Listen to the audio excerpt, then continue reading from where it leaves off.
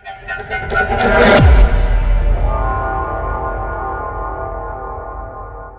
Friend, paper trading YouTube channel में आपका स्वागत है।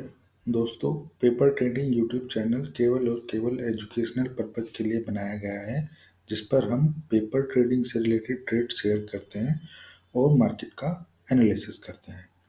तो दोस्तों, आओ मार्केट के बारे में बातें स्टार्ट करते हैं। दोस्तों, हमने कल की वीडियो में डिस्कस किया था कि मार्केट में अभी वोलेटिलिटी देखने को मिलेगी और मार्केट ने बिल्कुल आज हमारे व्यू के अकॉर्डिंग ही काम किया है। और आज मार्केट में up down up down up down up, और यही अप डाउन पूरे दिन चलता रहा और काफ़ी बड़े बड़े मूव देखने को मिले। एक कैंडल ऊपर, दो कैंडल नीचे, दो कैंडल ऊपर, एक कैंडल नीचे। हम यही एक्सपेक्ट कर कर चल रहे थे और यही मानकर चल रहे थे कि आज ट्यूसडे को मार्केट में वोलेटिलिटी देखने को मिलेगी। तो दोस्तों, आओ निफ्टी के बारे में कल का व्यू शेयर करते हैं। दोस्तों, कल भी निफ्टी में वोलेटिलिटी रहेगी और ये वोलेटिलिटी जब तक हमारी एक्सपायरी नहीं हो जाती तब तक देखने को मिलेगी। दोस्तों, अब जो है ना 22,300 जो हमारा रेजिस्टेंस पॉइंट है, और ये इसको क्रॉस करने में थोड़ी दिक्कत होगी। अगर ये क्रॉस होता है तो ये शॉर्ट कवरिंग के थ्रू ही क्रॉस हो सकता है। तो दोस्तों, वोलेटिलिटी तो रहेगी ही रहेगी। एक बात ध्यान में ये रख के चलना, क्योंकि ये मंथली एक्सपायरी है तो शॉर्ट कवरिंग ट्रिगर हो सकती है। अगर किसी वजह से शॉर्ट कवरिंग ट्रिगर हो गई तो निफ्टी अप मूव दे सकता है और ये 22,300 को क्रॉस करके 22,500 तक जाने की कैपेबिलिटी रखता है। तो दोस्तों, अगर किसी भी वजह से 22,300 के ऊपर मार्केट क्रॉस करके थोड़ी देर ऊपर टिक जाता है और 10-15 मिनट या एक बिग कैंडल से 22,300 को क्रॉस करता है, तो ये 22,500 से पहले रुकने वाला नहीं है। क्योंकि जो 22,300 पे कॉल सेलर्स बैठे हैं वो पैनिक क्रिएट करेंगे और वो अपनी पोजीशन को स्क्वायर ऑफ करेंगे और उनके पोजीशन से हटने के कारण एक और मूव आने की संभावना रहेगी, जो कम से कम 22,500 तक निफ्टी को ले जा सकता है।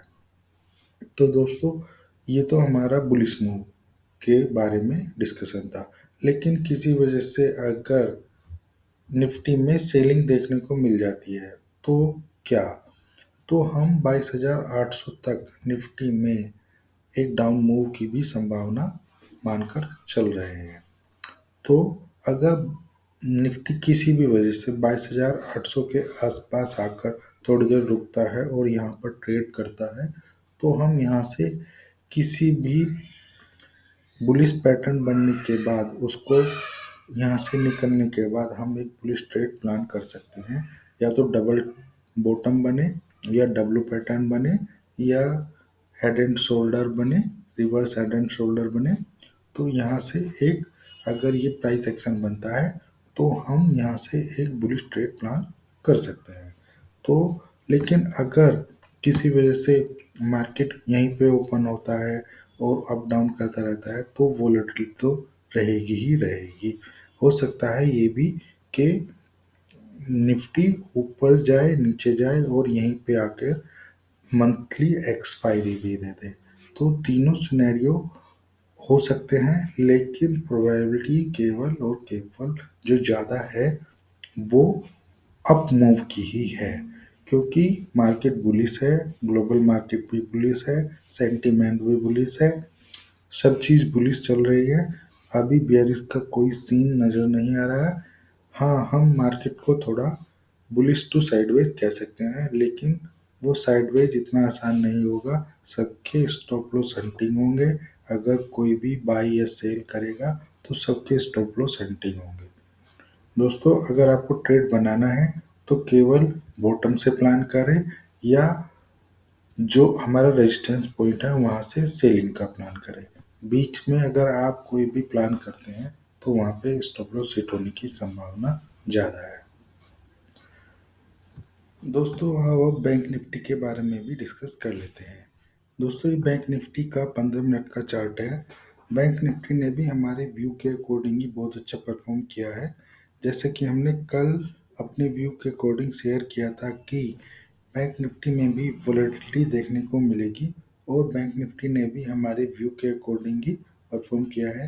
दोस्तों मॉर्निंग में आज बैंक निफ्टी खुलते ही नीचे गया, फिर ऊपर गया, फिर नीचे गया, फिर ऊपर गया और ऐसे ही ट्रेड करता रहा और लास्ट में थोड़ा साइडवेज हो गया। लेकिन वॉलेटिलिटी तो रहेगी ही रहेगी जब तक कि एक्सपायरी नहीं हो जाती, क्योंकि ऑल टाइम हाइप के आसपास मार्केट चल रहा है और कोई भी बेयरिश सेंटीमेंट नहीं दिखाई दे रहा है और एक पोज दिख रहा है ग्लोबल मार्केट में। तो इसलिए ना तो ये हाई को क्रॉस करने की प्रोबेबिलिटी है और ना ही नीचे जाने की प्रोबेबिलिटी है, तो रेंज में रहने की प्रोबेबिलिटी ज़्यादा है। तो इसी कारण जो नीचे आएगा तो वहाँ से बाइंग आ जाती है और ऊपर जाएगा वहाँ से सेलिंग आ जाती है। तो दोस्तों सबसे बेस्ट प्लान तो यही है कि हम एक रेंज को प्ले करें। अगर ऊपर जाता है तो लगभग लगभग हम 47,500 से बैंक निफ्टी को सेल कर सकते हैं और अगर नीचे जाता है तो हम 46,500 के आसपास बैंक निफ्टी को बाय कर सकते हैं।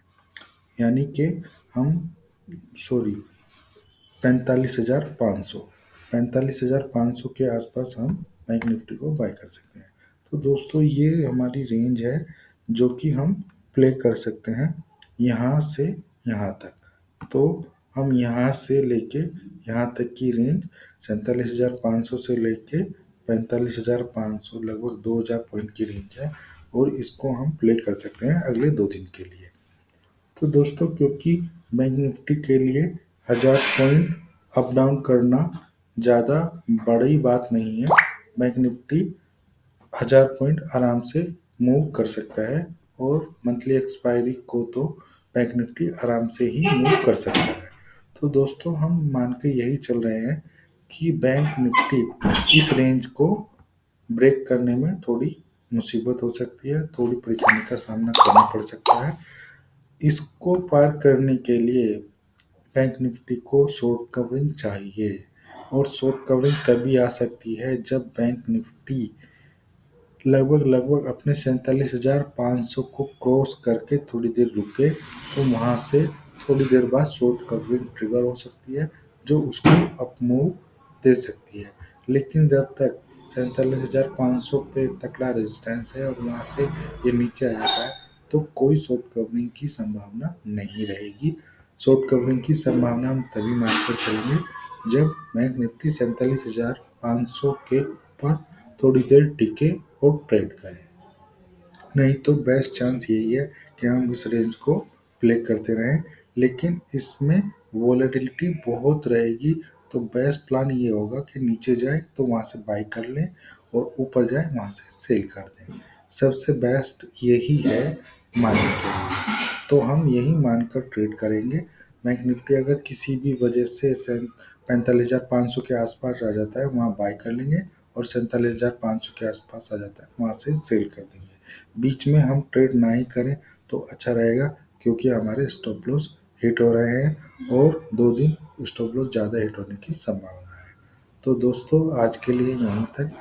हम आशा करते हैं कि हमारा वीडियो आपको अच्छा लग रहा होगा। अगर हमारा वीडियो आपको अच्छा लग रहा है तो कृपया हमारे वीडियो को लाइक करें, कमेंट करें, शेयर करें और प्लीज़ हमारे चैनल को सब्सक्राइब करें।